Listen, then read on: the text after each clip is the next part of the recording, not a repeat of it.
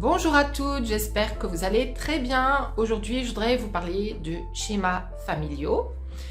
Pourquoi? Parce que nos schémas familiaux, ce sont les croyances, les peurs, tout ce qu'on a entendu, tout ce qu'on a vu, tout ce qu'on a intégré dans notre système nerveux qui a à voir avec ce qu'on a vu dans l'enfance, ce qu'on a vécu dans l'enfance, qui a à voir avec nos parents, qui a à voir avec notre famille, qui a à voir avec les liens transgénérationnels.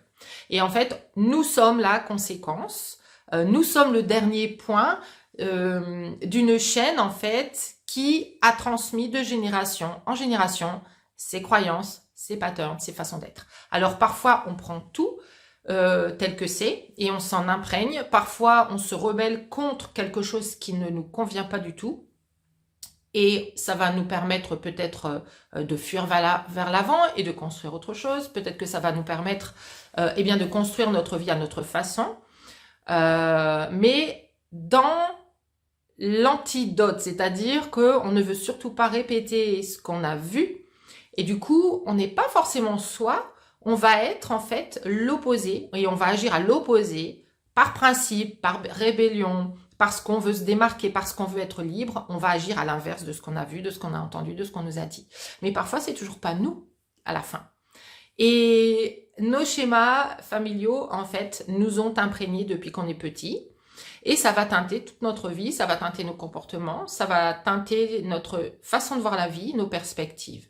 Et justement, tout est lié non pas exactement aux faits, aux situations, aux événements qu'on a vécus, mais à la façon dont on les a interprétés.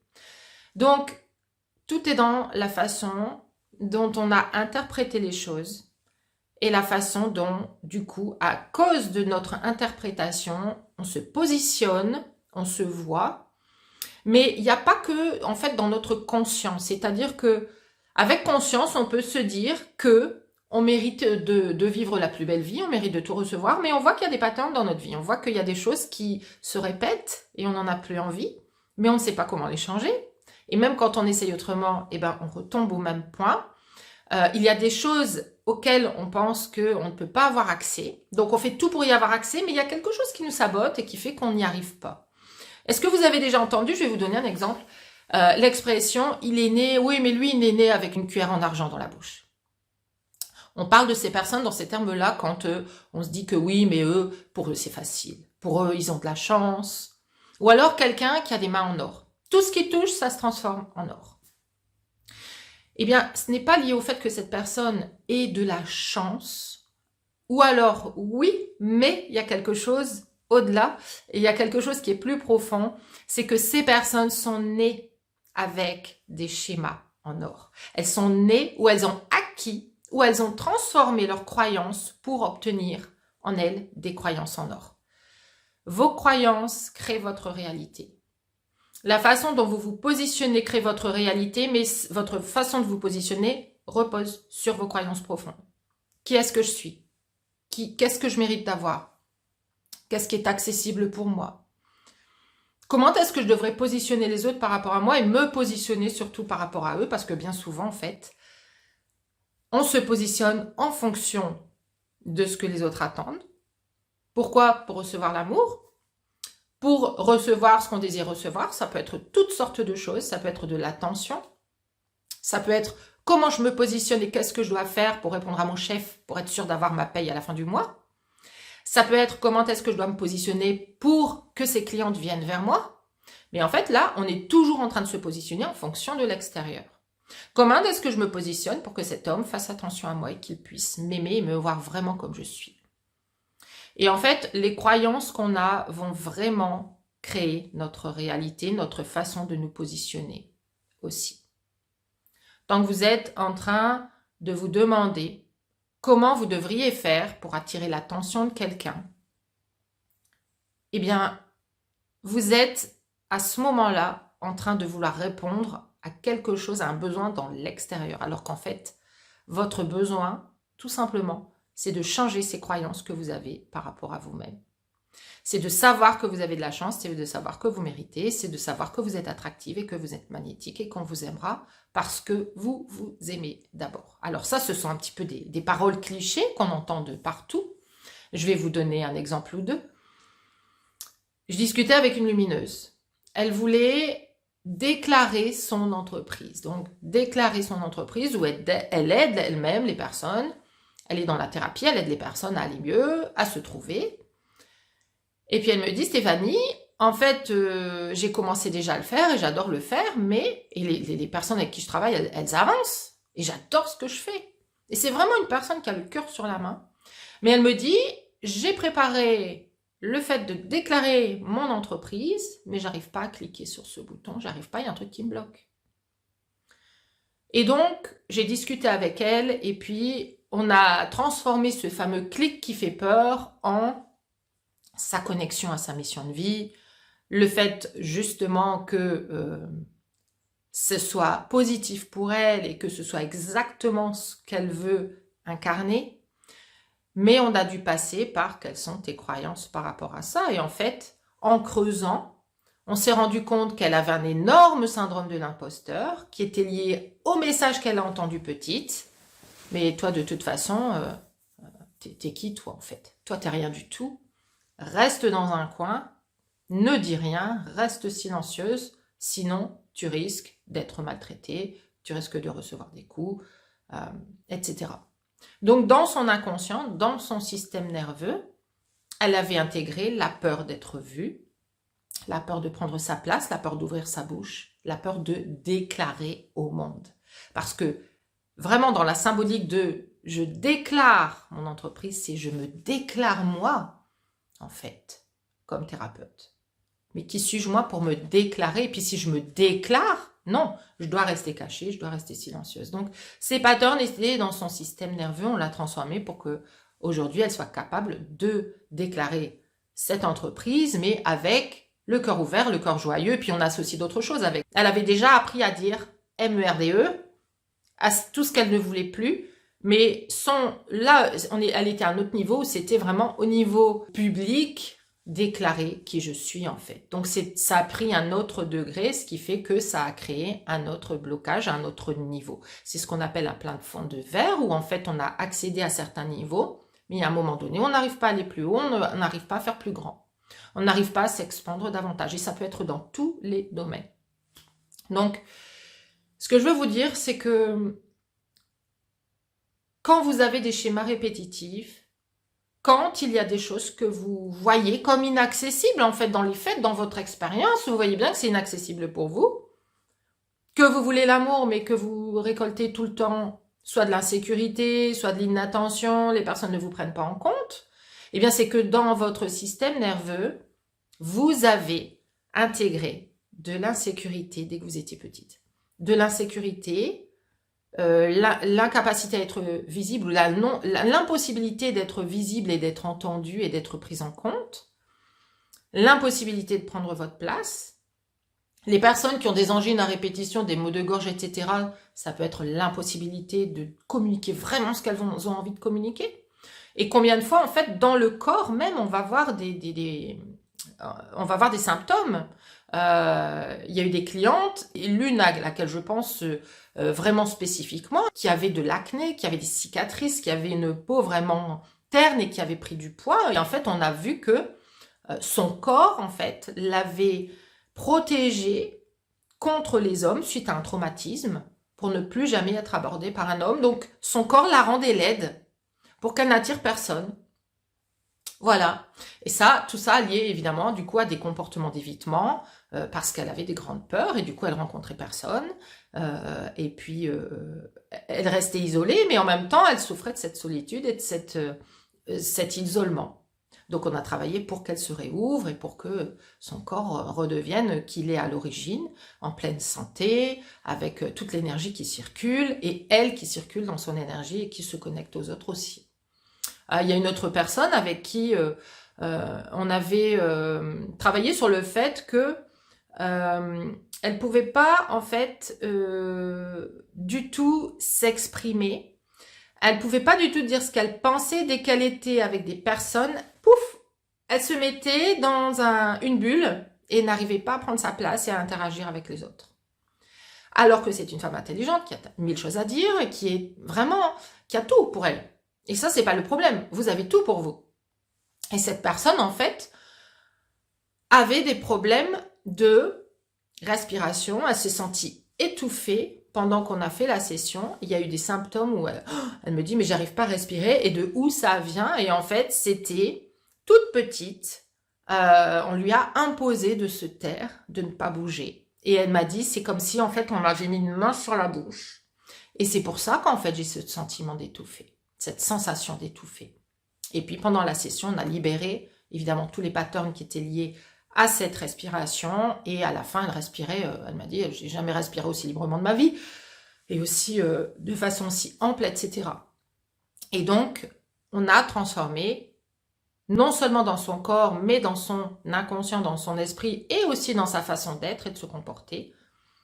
Tout ce qui était blocage, on l'a transformé en ouverture et je prends ma place et évidemment que j'ai le droit d'ouvrir ma bouche et d'être qui je suis. Ça me fait penser à une autre cliente qui avait en fait le symptôme inverse, c'est-à-dire que dès qu'il y avait de l'air, dès qu'il y avait du vent, elle se sentait, elle, étouffée parce qu'il y avait trop d'air et elle se bloquait. Et en fait, on a vu qu'elle était dans des patterns où, si elle n'était pas enfermée, si elle n'était pas dans quelque chose qui la sécurisait, où elle contrôlait tout, elle s'empêchait de tout en même temps. Elle n'avait pas de carte bleue, elle conduisait pas sa voiture.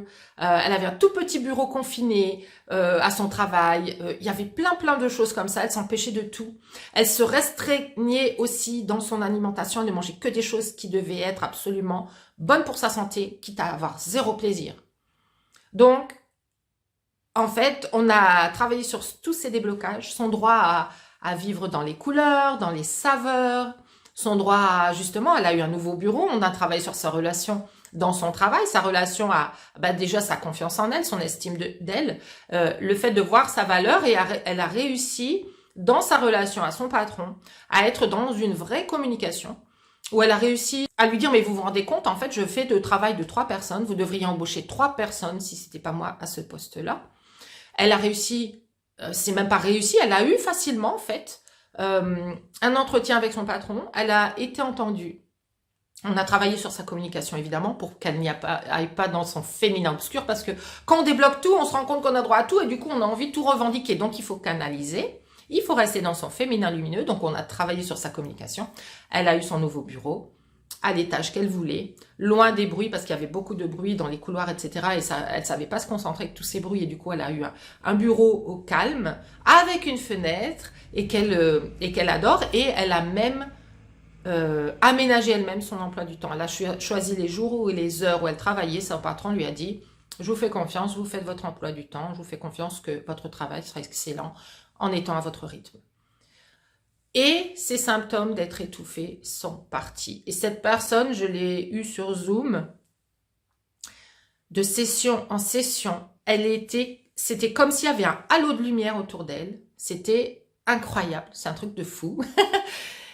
C'est comme si, en fait, elle rayonnait de plus en plus. Elle a été complètement de plus en plus dans sa sûreté, mais alors de semaine en semaine, ça se voyait, la différence était absolument flagrante.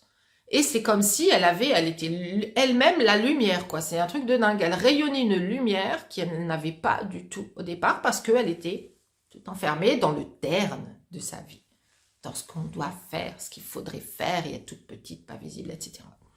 Et donc, quand je vois des transformations pareilles, je ne peux pas m'empêcher de vous en parler. Pourquoi? Parce qu'on peut tout libérer.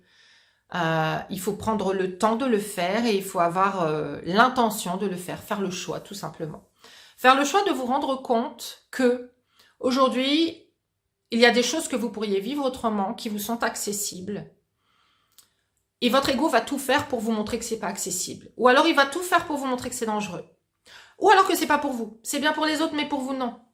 Et vous allez voir qu'il va tout faire pour que vous passiez après les autres, que vous ne changiez surtout rien, parce que ça, c'est vraiment sa mission de départ. Hein. Votre ego, c'est votre inconscient, c'est votre système nerveux, tout est lié. En fait, ils sont là pour vous protéger. Mais parfois, ils vous protègent en vous empêchant de vivre votre plus belle vie. Il veut juste que vous restiez collé là où vous êtes. Et tant que vous n'avez pas transformé dans votre inconscient, la connexion entre vos désirs et ce que croit votre inconscient, qui est bon ou pas bon pour vous, eh bien, vous vivrez toujours les mêmes schémas à répétition. Donc, ces schémas, vous les avez acquis dans l'enfance. Ce ne sont pas les vôtres.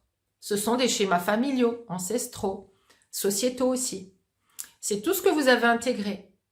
C'est tout ce que vous avez acquis aussi à l'école. À l'école, vous avez appris à vous asseoir, à vous taire, à lever le doigt, à demander la permission et à demander toujours à l'extérieur la validation de ce que vous faisiez, de qui vous étiez, etc. Donc, vous n'avez pas appris à être consciente de votre valeur, consciente de votre potentiel, vous référez à vous-même.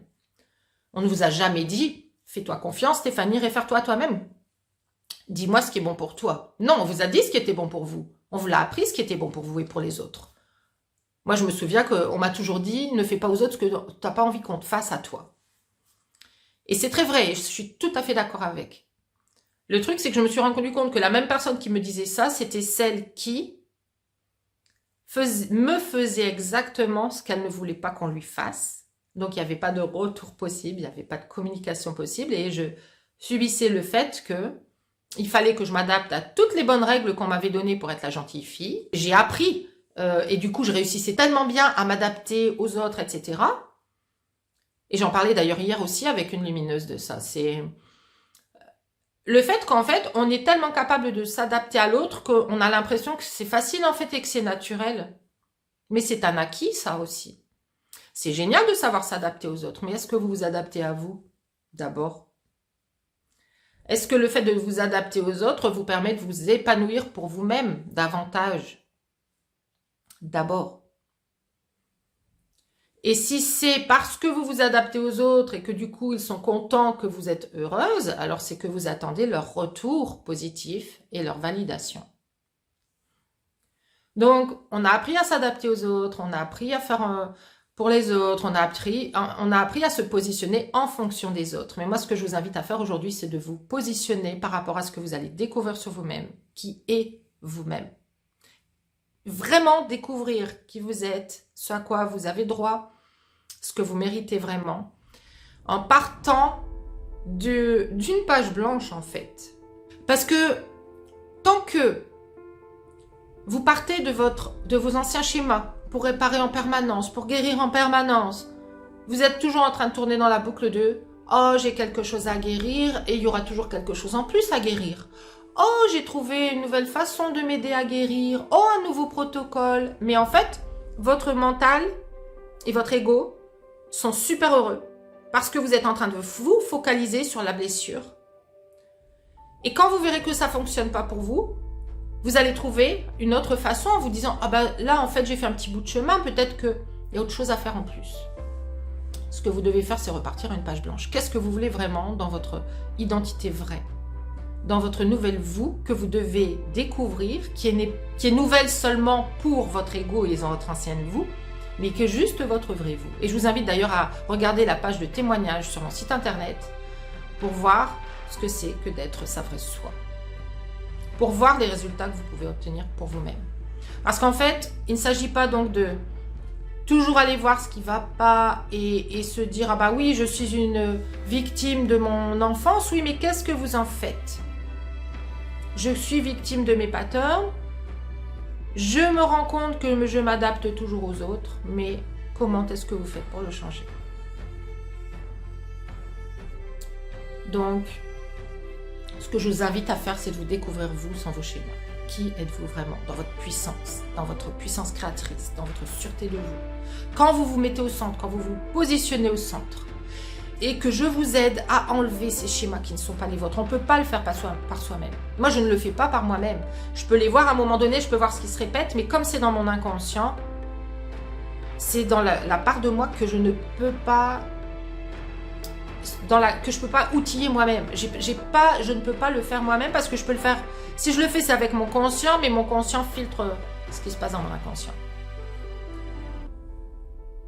Donc, ce que je vous propose, c'est de vous aider à enlever tout ce qui n'est pas vous, à enlever tous ces schémas, à les transformer pour vous redonner accès à l'amour, à l'abondance, à la sécurité intérieure. Parce que pour le moment, votre système nerveux est branché sur le manque, sur l'attente, sur « je ne suis pas assez », l'insécurité émotionnelle, l'insécurité financière. C'est ce que vous manifestez parce que vous êtes connecté à ça dans votre système nerveux. Ça se change. Vous devez changer l'histoire que vous vous racontez. Mais surtout, vous devez changer l'histoire que votre inconscient se raconte. Parce qu'il a vu ces histoires quand vous étiez petite, il les a intégrées comme « attention, il y a danger potentiel, et il vous protège depuis toujours d'atteindre certains succès, certains niveaux d'abondance, certaines relations qui pourraient être absolument extraordinaires et qui seront extraordinaires pour vous quand vous aurez enlevé toutes ces fausses croyances. Donc si vous avez envie de faire ce travail ensemble, je vous invite à réserver un appel avec moi. Je vous laisse le lien en description de la vidéo pour discuter ensemble de votre situation et voir comment je peux vous aider à transformer tout ça. Je vous souhaite une très très belle et lumineuse journée et je vous dis à très bientôt. Ciao!